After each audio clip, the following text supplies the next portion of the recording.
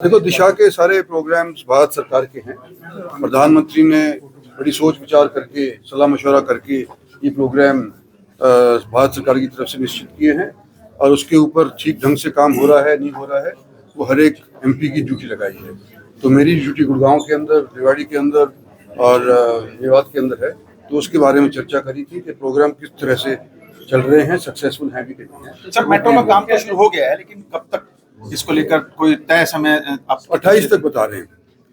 28 तक हो पाएगा, उससे पहले नहीं हो पाएगा। थोड़ी सी चेंजेस वगैरह की आवश्यकता पड़ रही है कि एक जगह जमघट ना पड़ जाए। एक तो उसके ऊपर दोबारा से सोच विचार चल रहा है और एक थोड़ी सी तरमीम और जगह पे करी हुई है। बाकी पुराना वाला जो प्लान है, वो वाला प्लान आज के दिन आज भी मंजूर है इनको और दिल्ली वालों से सहयोग देने लग रहे हैं और मैं समझता हूँ कि इसको जल्दी काम शुरू हो जाएगा। सर, आज की बैठक में जाम को लेकर काफी विचार विमर्श हुआ सर, चर्चा हुई सर। हाँ, देखो, एक तो दो हैं। एक तो एसपीआर के अंदर वहाँ से घाटा से लेकर के और हमारे नेशनल हाईवे नंबर 8 तक का जो ये फासला है, वो कुछ दिन पहले चंडीगढ़ के अंदर तय हो गया था कि इसको हम 12,000 करोड़ रुपए इसके लिए तजवीज़ करेंगे तो रास्ता सरल हो जाएगा। दूसरा एक और है जो अभी आज हम डिस्कस कर रहे हैं, हुडा डिपार्टमेंट की तरफ से तजवीज़ हुआ है, जो कोर्ट के अंदर केस जीत गए हैं। एक्विजिशन की ज़रूरत आज के दिन अगर पड़ती है तो हम नहीं कर पाते, लेकिन पुराने टाइम के ऊपर जहाँ सेक्शन 4 लग गया था, तो हाई कोर्ट ने एक दो जगह के ऊपर फैसले दे दिए हैं कि पुराने एक्ट के तहत ही आप उसको पूरा करें, लेकिन जो मुआवजा देंगे वो आज की रेट के तौर के ऊपर देना पड़ेगा।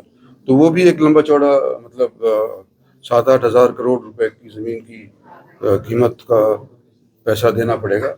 वो दूसरा एक मामला है जो कि मेरे ख्याल से गुड़गांव के अंदर यातायात को सरल बना देगा। सर, राजीव चौक पर भी जाम लगता है, उसको लेकर भी आपने मीटिंग में काफी चर्चा की है। क्या कुछ इसको लेकर अधिकारियों की तरफ वो से एक टीम बनी है, एक कमेटी बना दी है और वो कमेटी ने कुछ तो पहले ही निर्णय ले चुके हैं, लेकिन दोबारा से पुनर्विचार करने के लिए बताया गया है। और उसका सबसे आसान तरीका लेकिन लॉन्ग टर्म है, वो ये है कि वो फ्लाईओवर क्लोवर लीफ के तौर के ऊपर बना दिया जाए। आज के दिन नीचे से जाता है तो उसको बाईपास करके क्लोवर लीफ बना करके सोना रोड के साथ ऊपर जोड़ दिया जाए।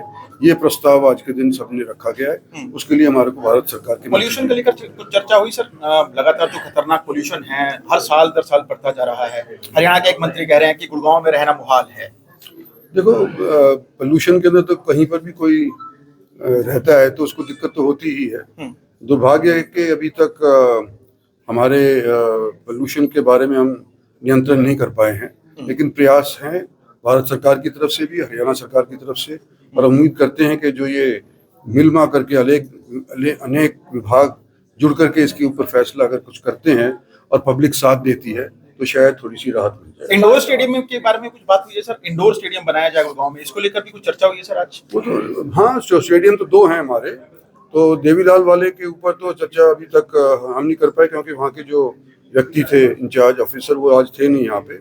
लेकिन जो वजीराबाद के अंदर राव सिंह का स्टेडियम बन रहा है उसके ऊपर काम जारी है और मैं समझता हूँ जल्दी ही उसको खत्म भी कर दिया जाएगा। गुड़गांव का सिविल अस्पताल और एक बस अड्डा, उसको लेकर लगातार गुड़गांव का सिविल अस्पताल और एक बस अड्डा, आप लगातार कई बार अधिकारियों को उसको लेकर के आपने कहा कि पूरा प्लान तैयार हो गया है, बनना शुरू हुआ है, इस तरह की चर्चा, लेकिन अब उसमें बताया जा रहा है कि अब 400 बेड का बनाने का प्लान है, ऐसा कुछ जानकारी मिली सर? क्या लगता है आपको गुड़गांव? देखो, गुड़गांव का हॉस्पिटल पहले तो कुछ लोग चाह रहे थे कि यहाँ से शिफ्ट होकर के द्वारका रोड के ऊपर चला जाए, क्योंकि जगह पर्याप्त नहीं थी। लेकिन कुछ एजुकेशन विभाग की ज़मीन ले ली है हमने और 400 बेड का हॉस्पिटल हरियाणा सरकार ने मंजूर कर दिया है, बल्कि 600 बेड का मंजूर कर दिया है और 400 फिलहाल बनेंगे और उसके बाद जैसे आवश्यकता पड़ेगी 200 और बनाने की भी उन्होंने आज के दिन क्लियरेंस दे दी है।